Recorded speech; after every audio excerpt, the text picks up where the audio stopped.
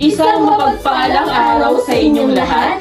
At bago tayo magsimula sa ating pagdiriwang, ay tayo munang manalangin. At ito ay pangungunahan sa atin ng ating bisita na si Binibini Kalaw. Ng Ama, ng Anak, ng Espiritu Santo. Amen. Mahal namin Panginoong Diyos, nagpapasalamat po kami sa inyong biyaya na nagdala sa amin dito ngayong araw. Salamat po sa aming mga guro na handang magbahagi ng kanilang kaalaman at sa aming mga kaklase na kasama namin sa pag-aaral. Gabayan ninyo po sana kami sa buong araw ng aming klase. Bigyan ninyo kami ng malinaw na isip upang maunawaan ang mga aralin, lakas upang makapag-focus sa pag-aaral, at mabuting puso upang makisama at tumulong sa isa't isa. Turuan ninyo rin po kami na maging respetado sa lahat at gamitin ang aming natutunan para sa ikabubuti ng iba. Biyayaan ninyo rin kami sana ng aming mga guro ng lakas at karunungan para sa kanilang pagtutulong. Ipinagdarasal po namin ito sa ngalan ni Jesucristo sa aming Panginoon. Amen. Sa ngalan ng Ama, ng Anak, ng Espiritu Santo. Amen. At tayo natapos na sa ating panalangin na tayo naman dumako sa kaarawan check. At ito ay pangungunahan ni Ginoong Kiko. At narito po ang ating kaarawan check. Ng letter K ay kuhanin ang lahat ng nakikitang kalat sa ilalim ng inyong upuan. A. Ayusin ang mga at maging ang iyong mga hanay na upuan. Letter A. Aktibong makilahok sa lahat ng aktibidad na isasagawa. R. Respetuhin at igalang ang bawat isa. A. Aktibong makinig sa nagsasalita sa unahan upang maunawaan ang itinuturo. W. Huwag hayaan mawala ang focus sa oras ng klase upang maunawaan kung ano ang sinasabi ng nasa unahan. Letter A. Linisin ang mga bagay na hindi kailangan sa oras na ito at ang mga bagay na maaring makaistorbo sa inyo.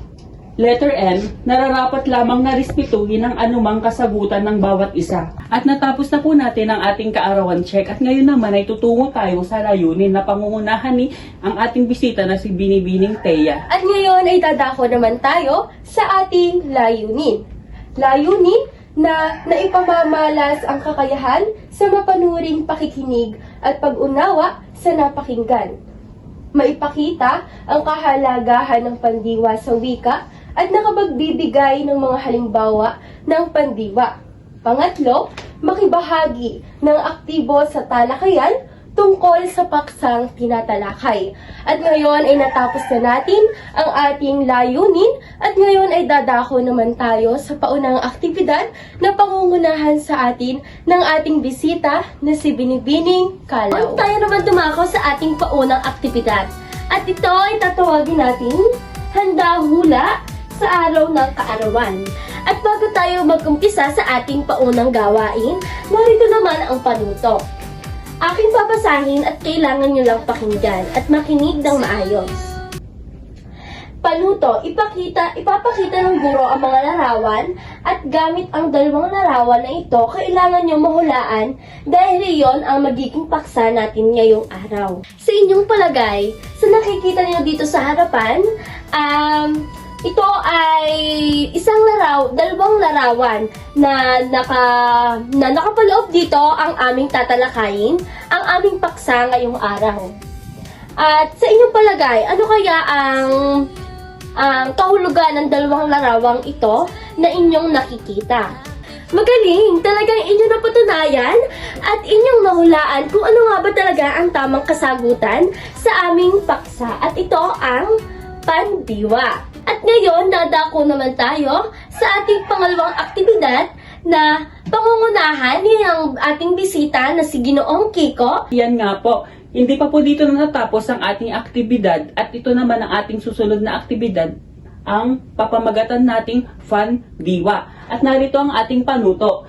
Hahatiin ng guro ang klase sa 4 na grupo. Pagkatapos ay bibigyan namin ang bawat pangkat ng bandila na kung saan dito nakalagay ang pangalan ng inyong grupo. Babasahin ng grupo ang pangungusap at kinakailangan niyang i-action ang tamang salita nito. Paunahan lamang sa pagtaas ng bandila at kung saan ang grupo na may tamang pag-aksyon ay sila ang magkakapuntos. Napakahusay! Talagang inyong pinatunayan na kayo ay nakinig sa aming ginawang talakayan na aktibidad.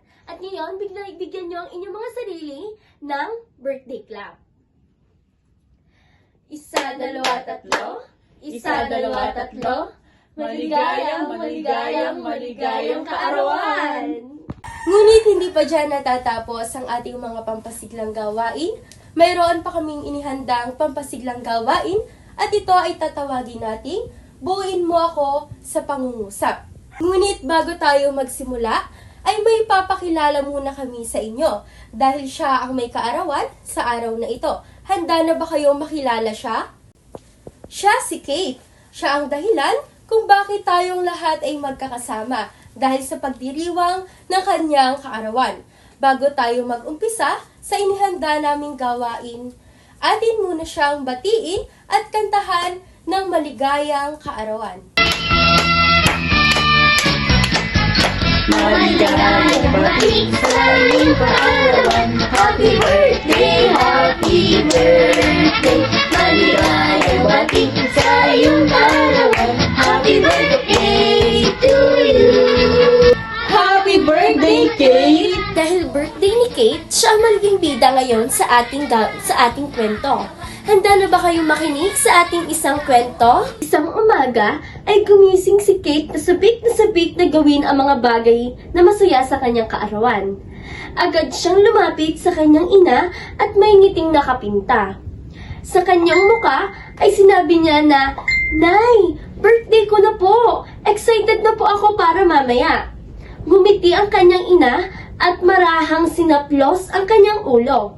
At ipinaghanda niya si Kate ng almusal habang ikinukwento ng bata ang kanyang mga inaasam niyang mangyari sa kanyang kaarawan. Puno ng saya ang kanyang bahay. Kanilang bahay. Puno ng saya ang kanilang bahay sa umagang iyon dahil sa kasabikang nadarama ni Kate para sa pagdiriwang ng kanyang espesyal na araw. At dahil birthday nga ni Kate, nagpadala siya ng imbitasyon.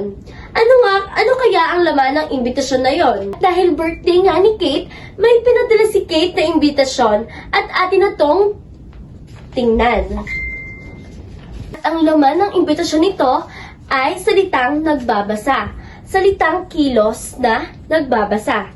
At akin na itong ididikit sa logong hawak ni Kate.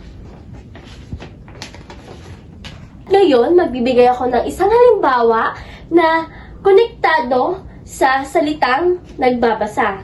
Ang halimbawa na lamang na ito ay nagbabasa si Kate sa loob ng silid-aralan. Natapos naman natin ang ating kwento patungkol kay Kate, tayo naman ay dadako sa susunod nating aktibidad na papamagatan nating pandiwang kilos sa handaan. Ipadala mo. Narito ang ating panuto. Kinakailangan bumuo ng 2 linya ang 2 grupo. Pagkatapos ay may ibibigay na salita, kilos, ang guro para gawin o i-aksyon ang mga salitang nagsasaad ng kilos o galaw.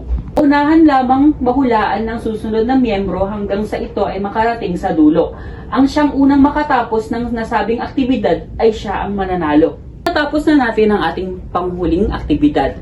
At nayo naman ay dadako sa ating tatalakayin na pangungunahan ni Binibining Thea. At ngayon ay atin ang pasisimulan ng ating talakayan na may pamagat na pandiwa. Ang pandiwa ay ang mga salitang nagpapahayag ng kilos o galaw. Ang mga pandiwa ay binubuo ng salitang ugat at mga panlaping makadiwa. Ang salitang ugat ay nagbibigay ng kahulugan sa pandiwa. Ang panlapi naman ang nagpapakilala ng iba't ibang panahunan, kailanan at tinig ng pandiwa. Ang salitang ugat at panlapi ang bubuo sa salitang pawatas na magiging batay ng anyo ng pandiwa. At ngayon ay natapos na natin ang introduksyon ng pandiwa at ngayon ay dadako naman tayo sa aspekto ng pandiwa na pangungunahan sa atin ng ating bisita na si Binibining Kalaw. Aspekto ng pandiwa. Ang aspekto ng pandiwa ay tumutukoy sa kung kailan naganap ang kilos. Hindi man tiyak na maipakita ng aspekto ng pandiwa ang oras kung kailan naganap ang kilos at ay nakakapagbigay naman ito ng ideya kung ang kilos ay natapos na kasalukuyang nangyayari o kaya ang mangyayari pa lamang. Napakahalaga ng aspekto ng pandiwa sa ating lahat. Dahil sa aspekto ng pandiwa, dito natin malalaman ang ideyang ipinapahiwatig ng isang pangyayari. At meron akong isang katanungan. Bakit mahalaga ang aspekto ng pandiwa sa pag-unawa ng isang pangungusap? Ang chart sa ibaba ng pandiwa sa pagbuo ng pangungusap o pagsulat. Sapagkat sa pamamagitan nito ay nagpapakita ng tatlong aspekto ng pandiwa at mga salitang halimbawa nito. At ito yung mga halimbawa ng aspekto ng pandiwa. Ang panguna ay salitang kilos, ang pangalawa ay perpektibo, ang pangalawa naman ay imperpektibo, at ang pangatlo naman ay kontemplatibo. Kapag sinabi nating perpektibo, ito ay kilos na tapos na. At kapag sinabi naman nating imperpektibo, ay ito ang kilos ay nagaganap pa o ginagawa pa lamang. At ang kontemplatibo, ito ay yung kilos na magaganap. Ang kontemplatibo naman ay gaganapin pa lamang o pang kasalukuyan. At ang halimbawa na lamang dito sa salitang kilos ay awit. Kapag ginawa naman yung awit sa perpektibo, magiging umawit. Kasi yun ay salitang kilos na natapos na. At sa imperpektibo naman ay umaawit. Kasi yon ay nagaganap pa lamang. At dito naman sa kontemplatibo ay aawit.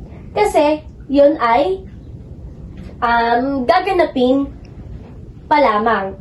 At ang halimbawa pa dito ay sayaw. Sa perpektibo ay sumasayaw, imperpektibo ay sumayaw kapag perpektibo, kapag imperpektibo naman ay sumasayaw, kapag kontemplatibo naman ay sasayaw. At dadako naman tayo sa bagamat may aspekto din ang pandiwa na binabanghay sa panlaping ka na nagsasaad na kakatapos pa lamang ang kilos, katulad halimbawa ng sumusunod. Ito ang halimbawa kapag may banghay sa ka. Ito ay yung katatapos pa lamang. At ito nga, ang halimbawa na lamang ay awit.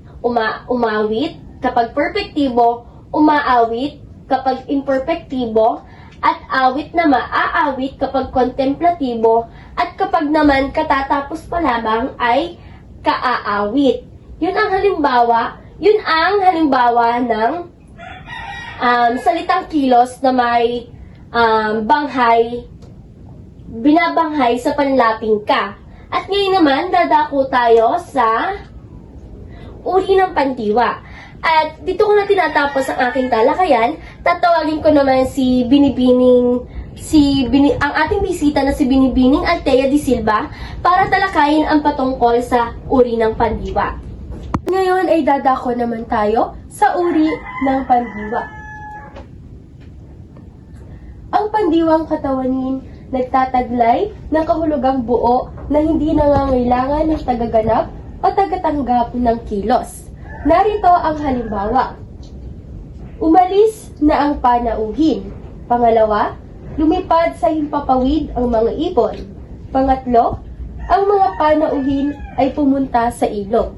Ang mga pandiwang umalis, lumipad at pumunta sa pangungusap ay mga pandiwang katawanin na buo ang diwang pinapahayag sa pangungusap sa hindi nangangailangan ng tuwirang layon. Pangalawa naman ay ang pandiwang palipat. Ang pandiwang palipat ay nagtataglay ng kilos at nangangailangan ng tuwirang layon.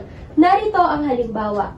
Ang magsasaka ay nagtanim ng mga gulay. Tuwirang layon ay pinangungunahan ng pang-ukol na sa, okay at layon na maaaring pangalan o panghalip na karaniwan. Ngayon ay dadako naman tayo sa focus ng pandiwa na pangungunahan sa atin ng ating bisita na si Ginoong Kiko.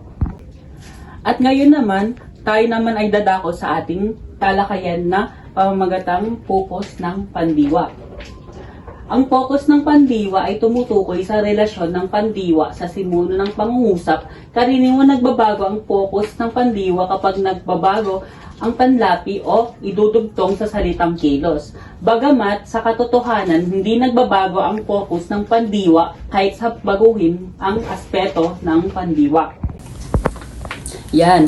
Ang focus ng pandiwa ay tungkol sa relasyon nito sa simuno at nagbabago depende sa panlapi ng salita, kilos, ngunit hindi sa aspeto nito. At ang aspeto ay nahahati sa 7 bahagi na ang panguna ay ang actor focus o AP, focus na tagaganap.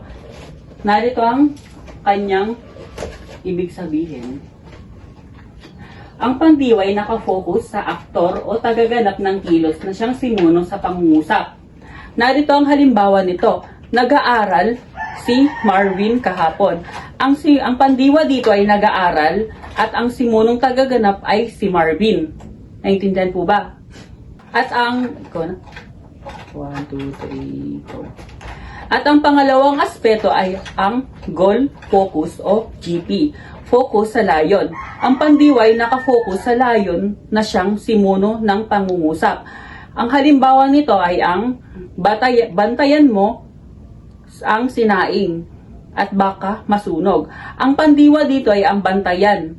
Ang tagaganap ay ang mo. Ang sinaing naman ay yun ang simunong layon. Naintindihan po ba? Ang pangatlong aspeto ay ang locative focus, kung saan ang simuno ay nasa ganapang kilos, nakapokus sa ganapan ang pandiwa.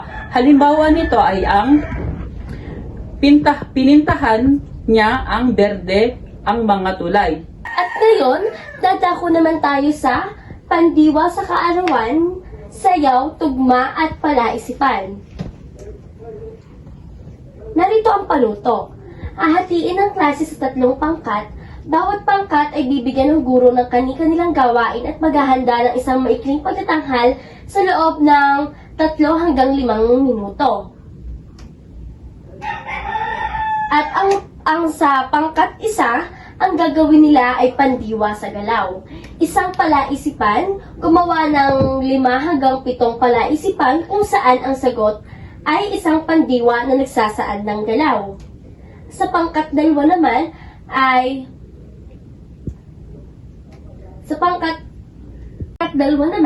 gumawa ng maikling sayaw na gumagamit ng lahat ng mga pandiwa na kanilang pinili. Habang sumasayaw, ay sasabihin ang pandiwa na kanilang ginagawa. Ipakita ang sayaw sa klase at hayaan ng ibang pangkat na tukuyin ang mga pandiwa na ginamit. At sa pangkat 3 naman, birthday jingle, ay gumawa ng maikling jingle na 3 hanggang 4 na kataludtod tungkol sa birthday party na may pandiwa sa bawat taludtod na nakatugma. Halimbawa, kami ay sumasayaw sa musika na nagtataguyod, ang lahat ay nagtatatawa-tawa sa kaarawan mong espesyal. Sumunod naman na ating aktibidad ay tatawagin natin mga pandiwang sumisigaw. Sa pangkat 1, paghuhukay ng mga pandiwa. Bawat pangkat ay kailangang magtala ng 15 hanggang 20 pandiwa na maaaring gamitin sa pagsasalaysay tungkol sa kaarawan tulad ng naghanda, dumating, kinain, tumawa, sumayaw, binigyan, nagsaya, umiyak, o anumang iba pang tiyak na pandiwa na may emosyon o aksyon. Kailangang iuri nila ang mga ito ayon sa uri ng aksyon at panahunan, nakaraan, kasalukuyan o hinaharap para mas maunawaan ang kanilang gamit.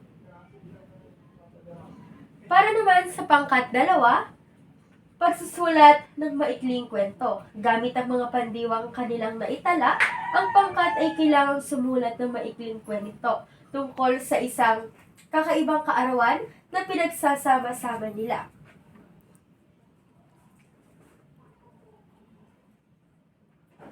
At para naman sa pangkat 3, pagtatanghal ng kwento. Bawat pangkat ay magtatanghal ng kanilang kwento sa harap ng ibang grupo.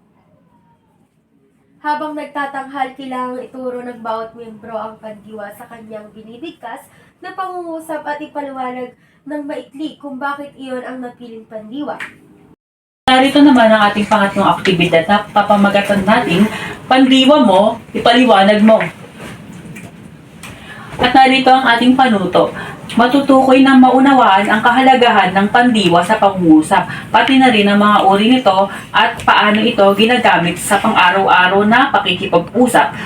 Buuin at ito sa 3 hanggang 5 pangungusap lamang. Maraming salamat sa inyong pakikinig at talaga namang inyong pinatunayan na kayo may naunawaan sa aming ginawang talakayan. At muli, maraming salamat at paalam. Po.